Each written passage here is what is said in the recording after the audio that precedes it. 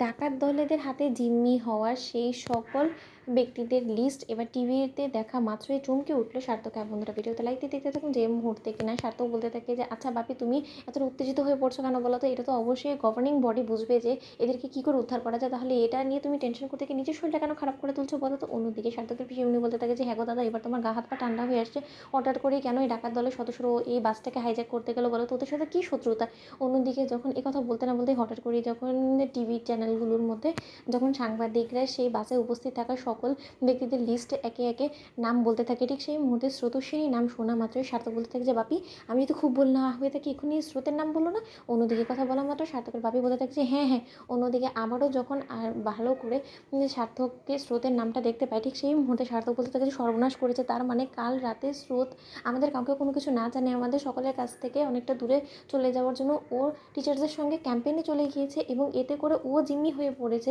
এবার আমরা কী করবো? অন্যদিকে সার্থকের বাপি বলতে থাকে যে না, যে করেই হোক না কেন আমার মেয়ে গর্ভাবস্থায় কোনো মতেই এরকম সিচুয়েশনে পড়তে পারে না। যে করেই হোক ওকে অবশ্যই ভালো সুস্থ সবলভাবে উদ্ধার করে আনতেই হবে এবং ওর সঙ্গে থাকা সকল ব্যক্তিদেরকে আমাদেরকে উদ্ধার করতেই হবে। আমি এক্ষুনি কমিশনারের সঙ্গে কথা বলতে চাই, আমাকে এক্ষুনি ফোনটা এনে দিত। সীমা ঠিক সেই মুহূর্তে কমিশনারের সঙ্গে কথা বলা মাত্রই কমিশনার যখন বলতে থাকে যে দেখুন, আমরা আমাদের মতো করে যথাসাধ্য পরিমাণে চেষ্টা চালাচ্ছি ওই বাসে জিম্মি হয়ে থাকা সকল ব্যক্তিদেরকে সুস্থ সবলভাবে উদ্ধার করার জন্য, কিন্তু এখনও পর্যন্ত সেই বাসের লোকেশন আমরা ট্র্যাক করতে পারছি না। এবং তার থেকে বড় কথা, সেই ডাকাত দলের সদস্যরা কী বিনিময়ে ওদেরকে জিম্মি করে রেখেছে সেটাও বুঝতে পারছি না। ওদের কী চাহিদা আছে ওটাও আমাদেরকে আগে জানতে হবে। এখন যতক্ষণ পর্যন্ত না ওরা কোনো মতে আমাদের সঙ্গে যোগাযোগ করার চেষ্টা করছে, ততক্ষণ পর্যন্ত আমরা হাতে হাত দিয়ে বসে থাকা ছাড়া কোনো কিছু করতে পারবো না। আমি বুঝতে পারছি স্যার, আপনার যথেষ্ট পরিমাণে কনসার্ন, কলেজে এতগুলো মানুষ আটকা পড়ে আছে। অন্যদিকে সার্থকের ভাবি বলতে থাকে যে তার থেকেও বড় কথা, আমার ছেলের বউ, আমার বৌমা সেখানে আটকা পড়ে আছে এবং ও গর্ভাবস্থায় আছে। এই অবস্থার মধ্যে ও এরকম সিচুয়েশনে কী করে নিজেকে সামলাচ্ছে এবং কতটা অসুস্থ হয়ে পড়ছে সেটা ভেবে ভেবে আমার গা হাত পা ঠান্ডা হয়ে আসছে।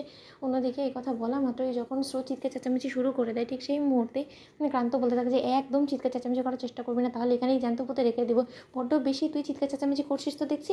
অন্যদিকে স্রোত বলতে থাকে যে তোমরা কারা এবং তোমরা কি মনে করছো যে তোমরা এরকম করে আমাদেরকে জিম্মি করে রাখলে আমাদের বিনিময়ে তোমরা মুক্তিপণ পাবে এবং সেটা দিয়ে তোমরা নিজেরা আলিশান বাড়ি বাংলো এসব বানাবে? সেটা কোনো মতেই হতে দেওয়া যাবে না। কারণ তোমাদের মতন এরকম দোষী ডাকাত দলেদেরকে আমরা যে করেই হোক না কেন অবশ্যই পুলিশের হাতে তুলে দেবো। এবং তোমরা নিজেদের থেকে নিজেদেরকে কেন শুটানোর চেষ্টা করো না বলো তো? অন্যদিকে ক্রান্ত বলতে থাকে যে এই মেয়েটা বড্ড বেশি ন্যায় নীতিবান সাজার চেষ্টা করছে, তো এই মেয়েটাকে তো কোনো মতে বরদাস্ত করা যাচ্ছে না।